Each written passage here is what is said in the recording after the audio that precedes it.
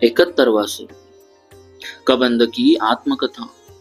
अपने शरीर का दाह हो जाने पर उसका श्री राम को सीता के अन्वेषण में सहायता देने का आश्वासन।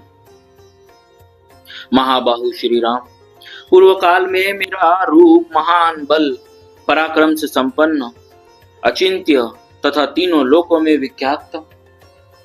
सूर्य, चंद्रमा और इंद्र का शरीर जैसा तेजस्वी है, वैसा ही मेरा भी था। ऐसा होने पर भी मैं लोगों को भयभीत करने वाले इस अत्यंत भयंकर राक्षस रूप को धारण करके इधर उधर घूमता और वन में रहने वाले ऋषियों को डराया करता था। अपने इस बर्ताव से एक दिन मैंने स्थूल शिला नामक महर्षि को कुपित कर दिया। वे नाना प्रकार के जंगली फल मूल आदि का संचय कर रहे थे। उसी समय मैंने उन्हें इस राक्षस रूप से डरा दिया। मुझे ऐसे विकट रूप में देखकर उन्होंने घोर शाप देते हुए कहा, दुरात्मन, आज से सदा के लिए तुम्हारा यही क्रूर और निंदित रूप रह जाएगा। यह सुनकर मैंने उन कुपित महर्षि से प्रार्थना की, भगवान, इस अभिशाप तिरस्कार जनित शाप का अंत होना चाहिए। तब उन्होंने इस प्रकार कहा, जब श्री राम और लक्ष्मण तुम्हारी दोनों भुजाएं काटकर तुम्हें निर्जन वन में जलाएंगे, तब तुम पुनः अपने उसी परम उत्तम, सुंदर और शोभा संपन्न रूप को प्राप्त कर लोगे।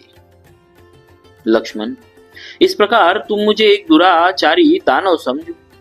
मेरा जो यह ऐसा रूप है, यह सम्रांगण में इंद्र के क्रोध से प्राप्त हुआ है। मैंने पूर्व काल में राक्षस होने के पश्चात घोर तपस्या करके पितामह ब्रह्मा जी को संतुष्ट किया और उन्होंने मुझे दीर्घजीवी होने का वर दिया। इससे मेरी बुद्धि में यह भ्रम या अहंकार उत्पन्न हो गया कि मुझे तो दीर्घ काल तक बनी रहने वाली आयु प्राप्त हुई है, फिर इंद्र मेरा क्या कर लेंगे। ऐसे विचार का आश्रय लेकर एक दिन मैंने युद्ध में देवराज पर आक्रमण किया। उस समय इंद्र ने मुझ पर 100 धारों वाले वज्र का प्रहार किया। उसके छोड़े हुए उस वज्र से मेरी जांघें और मस्तक मेरे ही शरीर में घुस गए। मैंने बहुत प्रार्थना की, इसलिए उन्होंने मुझे यमलोक नहीं पठाया और कहा, पितामह ब्रह्मा जी ने जो तुम्हें दीर्घजीवी होने के लिए वरदान दिया है वह सत्य हो।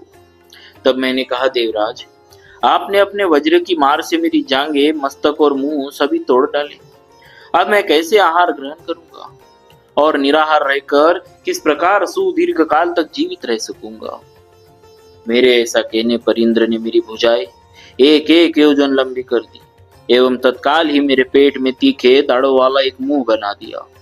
इस प्रकार मैं विशाल भुजाओं द्वारा वन में रहने वाले सिंह, चीते, हरिण और बाघ आदि जंतुओं को सब ओर से समेट कर खाया करता था।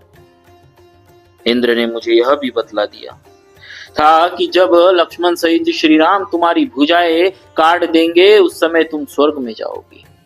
तात, राज शिरोमणि, इस शरीर से इस वन के भीतर मैं जो जो वस्तु देखता हूँ वह सब ग्रहण कर लेना मुझे ठीक लगता है। इंद्र तथा मुनि के कथनानुसार मुझे यह विश्वास था कि एक दिन श्री राम अवश्य मेरी पकड़ में आ जाएंगे। इसी विचार को सामने रखकर मैं इस शरीर को त्याग देने के लिए प्रयत्नशील था। रघुनंदन, अवश्य ही आप श्री राम, आपका कल्याण हो। मैं आपके सिवा किसी से नहीं मारा जा सकता। यह बात महर्षि ने ठीक ही कही थी। नरश्रेष्ठ, आप दोनों जब अग्नि के द्वारा मेरा दाह संस्कार कर देंगे, उस समय मैं आपकी बौद्धिक सहायता करूंगा। आप दोनों के लिए एक अच्छे मित्र का पता बताऊंगा। उस दानव के ऐसा कहने पर धर्मात्मा श्री रामचंद्र जी ने लक्ष्मण के सामने उससे यह बात कही, कबंध, मेरी यशस्विनी भार्या सीता को रावण हर ले गया है। उस समय मैं अपने भाई लक्ष्मण के साथ सुखपूर्वक जनस्थान के बाहर चला गया था। मैं उस राक्षस का नाम मात्र जानता हूँ, उसकी शक्ल सूरत से परिचित नहीं। वह कहाँ रहता है और कैसा उसका प्रभाव है, इस बात से हम लोग सर्वथा अनभिज्ञ है। इस समय सीता का शोक हमें बड़ी पीड़ा दे रहा। हम असहाय होकर इसी तरह सब और दौड़ रहे हैं। तुम हमारे ऊपर समुचित करुणा करने के लिए इस विषय में हमारा कुछ उपकार करो। वीर, फिर हम लोग हाथियों द्वारा तोड़े गए सूखे काठ लाकर स्वयं खोदे हुए एक बहुत बड़े गड्ढे में तुम्हारे शरीर को रखकर जला देंगे। अतः अब तुम हमें सीता का पता बताओ। इस समय वह कहाँ है तथा उसे कौन कहाँ ले गया है? यदि ठीक ठीक जानते हो तो सीता का समाचार बताकर हमारा अत्यंत कल्याण करो। श्री रामचंद्र जी के ऐसा कहने पर बातचीत में कुशल उस दानव ने पुनः प्रवचन पटु श्री रघुनाथ जी से यह परम उत्तम बात कही। श्री राम, इस समय मुझे दिव्य ज्ञान नहीं है, इसीलिए मैं मिथिलेश कुमारी के विषय में कुछ भी नहीं जानता।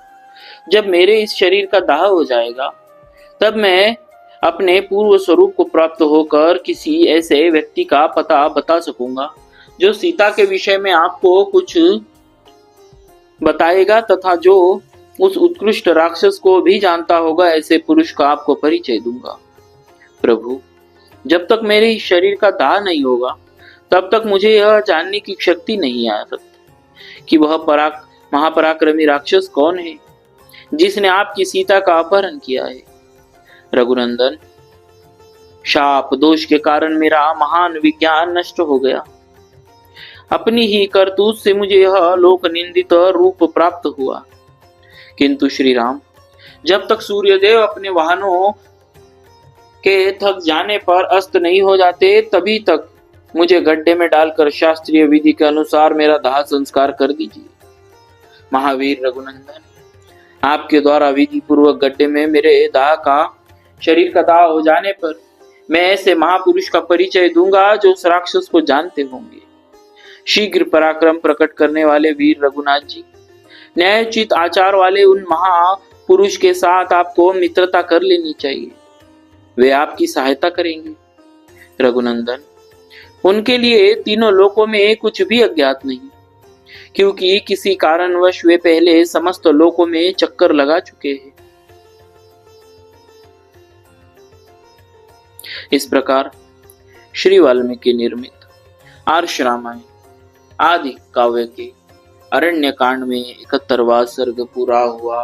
बोलिए श्री सीताराम जी महाराज की जय। भक्तवत्सल भगवान।